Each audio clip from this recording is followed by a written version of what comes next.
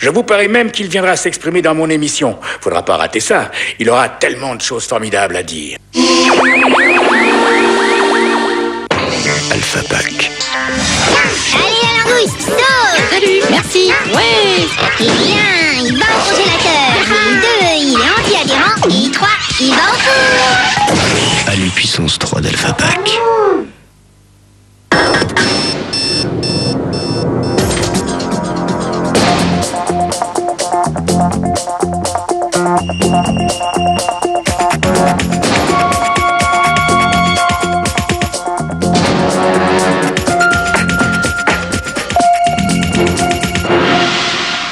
J'y suis. 22 minutes 24 secondes, pas si mal. Nouvelle Toyota Yaris Verso. Prenez la vie côté Verso. Yaris est les voitures de l'an 2000. Allô, oui. Allô, papy, on est mal. Calmez-vous, les enfants. Vous êtes où? Bon, ok. Évitez les récifs. Virez 90 degrés à tribord. Oui, capitaine. Arrière. N'utilisez que la voile tempête.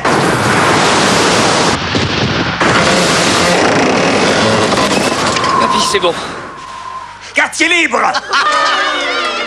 Bien communiquer, c'est important. Alors Bouygues Télécom s'engage avec le contrat satisfaction. Bouygues Télécom, la plus belle façon de s'entendre.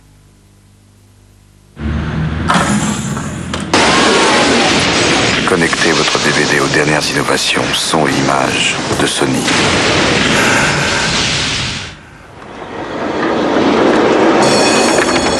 L'expérience DVD Home Cinéma par Sony.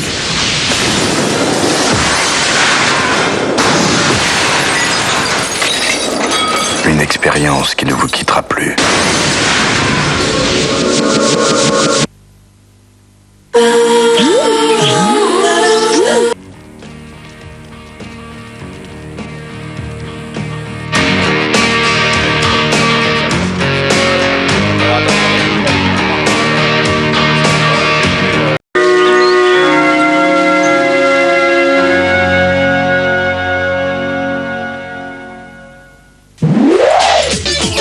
Dans un instant, le temps d'un tournage. Mon argent me rapporte 5%. Donc en ce moment, j'épargne. Et avec ma nouvelle banque, je fais des virements gratuits à mes petits-enfants. Et ils ont une large gamme de placements. Moi, j'ai trouvé mon crédit auto. Mais moi, je lui parle à ma banque, mais par Internet. Et en cas de découvert, c'est seulement 9,90%. Et mon conseiller? Il vient jusque chez moi. Ouverte 7 jours sur 7, 24 heures sur 24. Banque AGF, ma nouvelle banque. Bon d'accord, je me suis trompée de direction. C'est la vie. J'aime suivre mon instinct. Aujourd'hui n'est pas comme demain. De nouvelles expériences, de nouvelles rencontres, c'est ça qui donne du piment à la vie. L'important, c'est de toujours tenter de nouvelles expériences. La toute nouvelle Corsa. Croquez la vie. Vas-y, allez. Ah, le football. Je vous ai parlé du temps où je jouais à United. Ouais. On ne pouvait pas m'arrêter. MSN Search est un moteur de recherche si astucieux qu'il trouve exactement ce que vous cherchez. Jamais vu. C'était en 35, je crois. Nous avions gagné la coupe. T'es où, grand-père? J'ai marqué un but de la tête. Ah, mais oui, mais quand ils ont pris cette photo, là, je me battais en Afrique.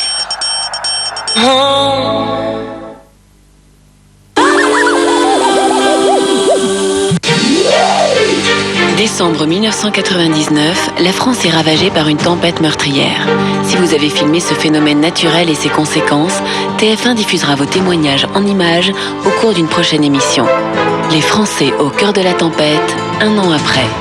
Contactez-nous dès maintenant au 01 41 41 31 72 ou sur tf1.fr. Vivez le temps d'un tournage avec Itinéris. Itinéris, le cinéma selon vous.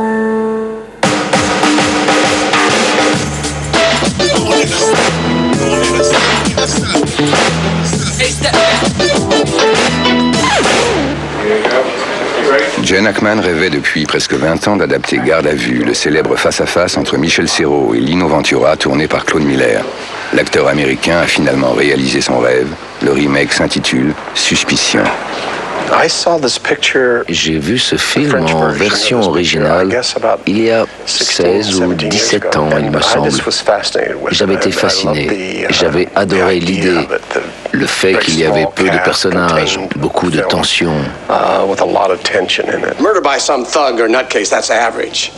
But when it's a pillar of the legal community, it's more than just a witness. Then it's banner headlines, television. Helping your push to become our next police superintendent, am I right? See, I got you. Gene Hackman raconte qu'il a été absolument emballé par le film et surtout il était emballé à titre personnel comme acteur. Il a dit il faut que je joue ça, il faut qu'un jour je fasse un film et que je joue le personnage que jouait Michel Serrault. 18 ans plus tard, il est parvenu à convaincre Morgan Freeman de participer à cette aventure. Alors ça, c'est quand même une belle histoire. Please. Give me permission to search your house. Non. Morgan Freeman et Gene Hackman, ils n'ont pas voulu faire quelque chose de mieux parce que c'était absolument impossible. Parce qu'en effet, Garde à vue, c'est un classique et c'est un film qui n'a pas vieilli du tout. Do you have any idea why you're still here? Maybe you should call a lawyer down here. I am a fucking lawyer! Suspicion, c'est l'histoire d'un avocat très connu qui a suspecté d'un crime horrible. Ça veut dire d'avoir tué et violé deux jeunes filles. Et il y a un capitaine de police qui cherche la vérité. Et moi, je joue le rôle de Chantal, la femme de l'accusé. If he's innocent, why is this taking so long? I never said he was innocent. Dans le film français, il était question d'un homme qui était accusé quasiment de pédophilie. Dans le film américain, on est sur un strict problème de jalousie. They were there, in our room. Je crois que Suspicion, ça raconte pas une histoire de pédophilie. C'est surtout un homme qui aime beaucoup les jeunes femmes et une femme qui est absolument fragile et qui a peur de tout ce que ça peut être plus beau et plus jeune qu'elle. He had no right to make her smile that way. Dans le film de Miller, c'était Romy Schneider qui avait le rôle. Et c'est vrai que moi, j'étais très inspirée par elle.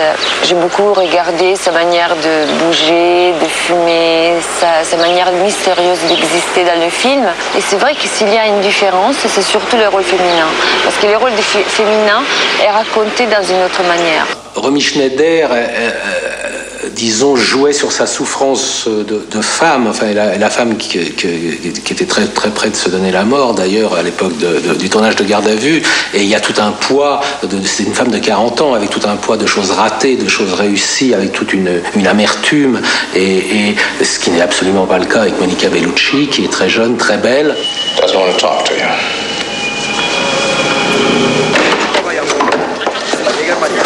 Je trouve intéressant que le policier soit un noir. On a quand même un rapport, si vous voulez, d'un notable, qui est Gene Hackman, avec un simple policier qui, en plus, est noir. This is a fucking outrage, you know that?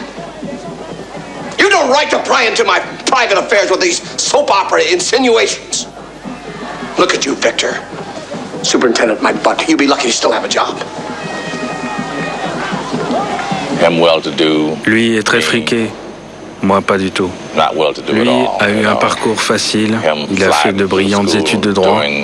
Moi j'ai dû payer mes études en faisant la plonge. Mr. Riccardi states firmly that you did not run the dog yesterday. He admits that on most days you do, but not yesterday. Morgan Freeman est quelqu'un qui joue comme il parle. Dans le sens qu'en train de jouer, on a l'impression qu'il te raconte ce qu'il a fait la soirée d'avant. Alors que Gene Hackman est quelqu'un qui prend des notes, qui travaille sur son personnage dans une autre manière. Et c'est incroyable de voir la fraîcheur de Gene Hackman par rapport à son travail.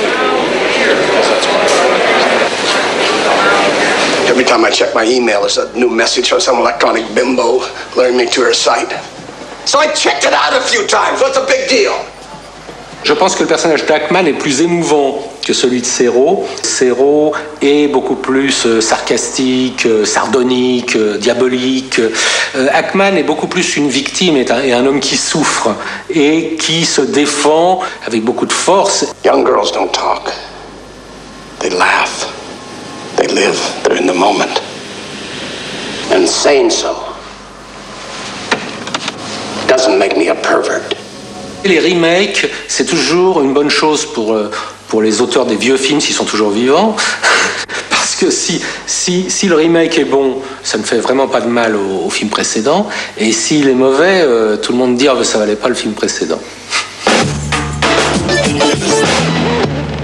Vous venez de vivre le temps d'un tournage avec Itinéris. Itinéris, le cinéma selon vous.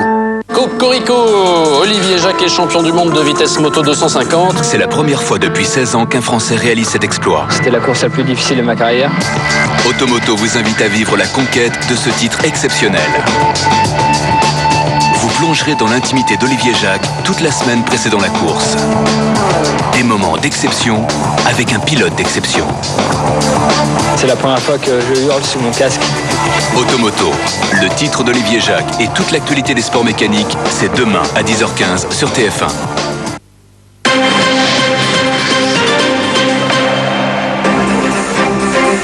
Sedan prend la tête du championnat de France après la victoire des Ardennais, la défaite du Paris Saint-Germain. Notez la nouvelle défaite de l'OM à domicile face à Rennes. Le public marseillais gronde.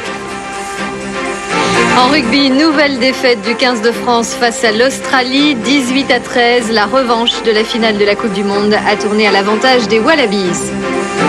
Les autorités se veulent toujours rassurantes 4 jours après le naufrage de Lievelisson. Les analyses d'eau de mer et de l'air pratiquées à proximité des lieux de la catastrophe ne révèlent aucune contamination à la styrène. Bonsoir, on commence donc avec le football et la surprise à l'issue de cette 14e journée de championnat de D1. Sedan est le nouveau leader au classement. Oui, autre événement de la soirée, la nouvelle défaite de Marseille battue au Stade Vélodrome 1-0 par Rennes et qui se trouve en position de relégable à la 16e place. Pierre-Emmanuel Chinardet. Tapis, scande le Vélodrome en colère après la nouvelle désillusion de l'OM à domicile face à Rennes. Le public a réclamé la démission de Robert Louis Dreyfus, le principal actionnaire du club, et souhaité le retour de Bernard Tapie, l'ancien président. Sur le terrain, les coéquipiers de Blondeau ont une nouvelle fois montré leurs limites. Malgré la bonne volonté de Georges Weah, le seul à surnager, les Olympiens se sont montrés incapables de revenir après l'ouverture du score à la 36e minute du Rennais Philippe Delahaye. Une troisième défaite à domicile qui risque d'enflammer la cité phocéenne, déjà sous tension après le départ de son président Yves Marchand. Jacques Abardonado et les Marseillais sont désormais relégables. Une position bien inconfortable avant d'aller défier Sedan samedi prochain. Sedan, nouveau leader du championnat, en allant s'imposer à Guingamp 3-0 grâce à un doublé de Brognaud et un but d'Ndiefi. Les Sangliers ont pris la première place du classement. Ils ont profité pour cela du faux pas du Paris Saint-Germain à Auxerre. Les Parisiens ont concédé leur deuxième défaite consécutive sur un but de Capot à l'heure de jeu. Derrière Sedan et le Paris Saint-Germain, on retrouve Bordeaux qui a réalisé une bonne opération en arrachant la victoire dans les arrêts de jeu grâce à un but de Feydouno devant Lille. Lens s'impose 4-0 devant Bastia et dans le match des mal classés, résultat nul au Stadium entre Toulouse et Strasbourg. En rugby, un an après la finale de la Coupe du Monde, la France s'est passée tout près de la revanche face à l'Australie. Le 15 de France s'est incliné 18-13 devant les Wallabies. Guillaume Deblé. Nom Burke, prénom Matthew, âge 27 ans, buteur du 15 d'Australie et bourreau des Français. 18 points lui tout seul, soit la totalité des points inscrits par son équipe, marqué sur 6 pénalités, 6 sur 6, de loin, de près, à droite ou à gauche. Victime de sa botte magique et d'une défense plus solide que jamais, les hommes de Bernard Laporte n'ont cependant pas de quoi rougir. Pour ce match de reprise, les Bleus ont certes commis trop de fautes et beaucoup de maladresses, que ce soit au pied ou à la main, mais à aucun moment ils n'ont été dépassés dans le jeu par les champions du monde. Contrairement au scénario de la finale de Cardiff il y a un an, ce sont même eux qui finissent le plus fort. Domination justement récompensée par cet essai de Fabien Galtier à la 76e minute. Un essai qui vient malheureusement trop tard. L'Australie avait trop d'avance et s'impose donc 18-13. C'est le 6e succès consécutif des Wallabies sur la France, mais le résultat est quand même plutôt encourageant à une semaine du premier des 2 matchs contre les All Blacks. Et donc c'est tant que nous n'avons pas battu les Australiens. On passe à la voile au Sable d'Olonne. Le départ du Vendée Globe est reporté à mardi en raison des très mauvaises conditions météo annoncées pour demain et lundi dans le golfe de Gascogne. Philippe Gentot, l'organisateur de la course, ne souhaite pas exposer les concurrents à des risques inutiles. On reste en mer où les autorités se veulent toujours rassurantes. Pas de problème sanitaire ni de dégâts pour l'environnement constatés pour l'instant dans la zone du naufrage du Yevolison. Oui, l'arrivée d'hydrocarbures observée sur l'île de Guernesey serait sans rapport avec le chimiquier italien dont on a pu voir les premières images sous-marines. Guillaume Deblé. Nous sommes ici à quelques mètres de Yevolison. Ce sont les premières images sous-marines de la coque du chimiquier, tournée par le poisson autopropulsé du chasseur de mines Céphée. Mais déception, ces prises de vue, dont on attendait beaucoup, n'apportent aucun élément nouveau et concret sur l'état exact de la coque du bateau. Sur le front de la pollution, nouvelle inquiétude ce matin pour la préfecture maritime. Le patrouilleur l'Iris repère une nouvelle nappe irisée à la surface de l'eau, à seulement 3 ou 4 km de la plage d'Urville, près de Cherbourg. Inquiétude vite dissipée, l'Alcyon, un navire spécialisé dans la lutte anti-pollution, envoyé sur place, n'a rien trouvé. La nappe, apparemment très fine, semble avoir déjà disparu. Et selon la préfecture maritime, il se pourrait même que ces irisations n'aient pas eu pour origine une fuite de l'épave de Yevolison, mais des dégazages sauvages dans la zone. Et un autre navire est sous haute surveillance. Le cargo estonien Kuivastu, arrivé hier soir dans le port de Cherbourg, est retenu à quai. Décision des inspecteurs du centre de sécurité qui se sont rendus à bord. Le bateau présente des problèmes de stabilité. Un enfant de 12 ans tué lors d'une battue au sanglier à Ornon en Isère. C'est un chasseur qui l'a mortellement blessé pensant avoir vu un animal. Le jeune garçon est mort lors de son transfert à l'hôpital. Le chasseur a été placé en garde à vue. La gendarmerie a ouvert une enquête. Téléphoner près de chez soi coûtera bientôt moins cher. Pour la première fois depuis 3 ans, France Télécom va baisser de façon sensible, 5,8% en moyenne, les tarifs des communications locales. Une bonne nouvelle qui ne compensera qu'en partie la dernière hausse de l'abonnement. Précision Magali Frère. Moins 5,8% sur les appels locaux d'ici la fin de l'année. La minute de France Télécom passera ainsi de 28 à 22 centimes en heure pleine et de 14 à 12 centimes les soirs et week-ends. En outre, le système du créditon sera supprimé. Aujourd'hui, que l'on appelle 1 ou 3 minutes, 74 centimes sont systématiquement facturés à chaque appel local. Désormais, seule la première minute sera plus chère, 60 centimes. Dès la deuxième, le tarif redevient normal. L'autorité de régulation des télécommunications, qui vient de donner son accord, a fait les calculs. Si les appels très courts et les appels longs seront ainsi avantagés, ceux compris entre 2 et 8 minutes seront plus coûteux. Mais globalement, 92% des abonnés devraient voir leur facture s'alléger. La baisse du coût des appels locaux, moins 1,2 milliard de francs sur la facture totale, compense donc en partie et en partie seulement l'augmentation des abonnements qui représente, elle, 1,9 milliard. Tout autre chose à présent, Lionel Jospin demande des gestes significatifs d'apaisement aux Palestiniens et aux Israéliens. Le Premier ministre s'exprimait lors du dîner annuel du CRIF. Il n'a pas souhaité répondre directement à son président, M. Adjenberg, qui a accusé la France juste avant de s'être mise hors jeu en n'ayant pas une politique équilibrée dans la région. En Israël, soirée de commémoration, c'était le 5e anniversaire de la mort d'Yitzhak Rabin. Ehud Barak en a profité pour appeler une nouvelle fois Yasser Arafat à mettre fin à la violence dans les territoires. Le Premier ministre israélien et le président palestinien doivent se rendre à Washington la semaine prochaine. Géraldine Drouot. La douleur, la ferveur sont toujours les mêmes, mais plus encore que la personne d'Yitzhak Rabin, c'est l'espoir qu'avait fait naître l'homme des accords d'Oslo en 93 qui manque le plus aujourd'hui. Des accords torpillés par ces 6 dernières semaines d'affrontements. Le Premier ministre Ehud Barak a néanmoins profité de l'événement pour appeler publiquement Yasser Arafat à conclure la paix des braves. Vous qui avez serré la main d'Yitzhak Rabin, ne laissez pas les extrémistes conduire nos peuples sur la voie de la douleur et des souffrances. Il est de votre pouvoir de mettre fin à la violence et au bain de sang.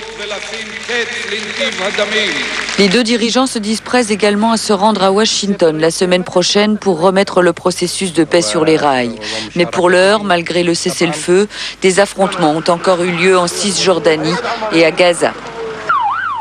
Toujours à l'étranger, ces images d'intempéries en Grande-Bretagne. Plus de 3000 habitants de la ville de York, dans le nord du pays, ont dû être évacués. L'armée a été appelée en renfort. Il s'agit des pires inondations dans le pays depuis 1947. Londres a décidé cet après-midi de débloquer une aide de 51 millions de livres, c'est-à-dire plus de 500 millions de francs pour les habitants de cette région, donc touchés par ces inondations. Voilà pour l'essentiel de l'actualité. Fin de cette édition. Merci de nous avoir suivis.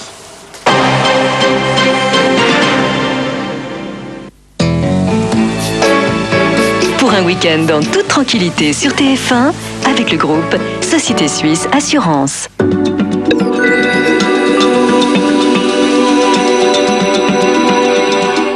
Bonsoir, voilà, ça y est, il pleut. Cette perturbation extrêmement venteuse, extrêmement pluvieuse arrive très très vite sur nous, mais comme elle arrive dans un flux de sud, ces pluies abondantes vont stagner sur la France. Elles arrivent ce soir, cette nuit, sur l'ouest. On devrait les retrouver demain après-midi, toujours sur l'ouest, avec les vents qui vont se renforcer.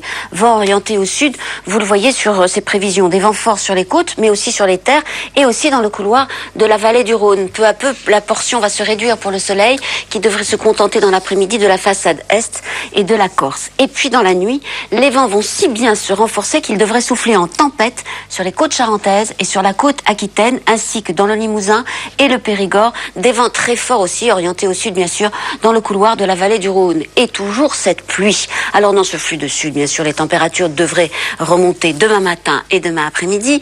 Demain après-midi, le minimum pour Langres et pour Lille, 12 degrés à Paris, 14 degrés à Rennes, 14 degrés aussi à Lyon. Le maximum, 18 degrés pour Tarbes, pour Perpignan, pour Marseille, pour Nice, pour Bastia et pour Ajaccio.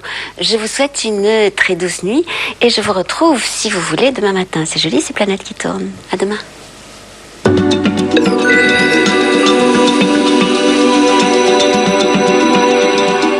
La météo avec le groupe Société Suisse Assurance.